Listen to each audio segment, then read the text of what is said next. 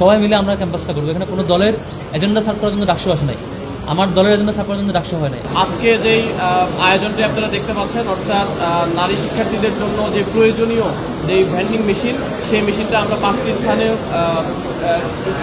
স্থানে দেওয়ার জন্য আমরা আজকে কাজ শুরু করেছি। এবং একই সাথে আমরা এটা বলতে চাই যে আমরা জানি এটা খুবই অপ্রতুল, আমরা ভবিষ্যতেও আরও এই যে সুযোগ সুবিধা এটা বাড়ানোর চেষ্টা করব।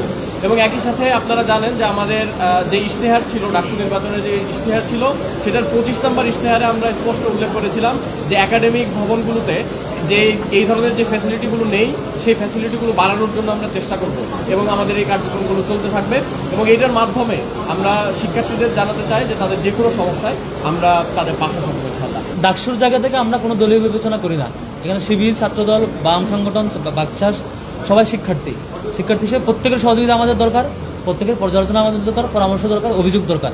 সবাই মিলে আমরা ক্যাম্পাসটা করবো। এখানে কোনো দলের এজেন্ডা সার্ভ করার জন্য ডাকসু আসে নাই, আমার দলের এজেন্ডা সার্ভ করার জন্য ডাকসু হয় নাই। আমাদের শিক্ষার্থী নির্বাচিত করেছে ডাকসুর শিক্ষার্থীদের কাজ করার জন্য। এটা যেহেতু শাখার উদ্যোগে প্রোগ্রাম, সেখানে ডাকসুর রিপ্লাইগুলো এখানে আসছে না আর কি। ওকে, থ্যাংক ইউ। ডাকসু নিয়ে কোনো না না না, এটা ডাকসু নিয়ে আলাপ না, এটা ডাকসুর আগের জিনিসপত্র, এটা ডাকসু নির্বাচন আগের প্রজেক্ট।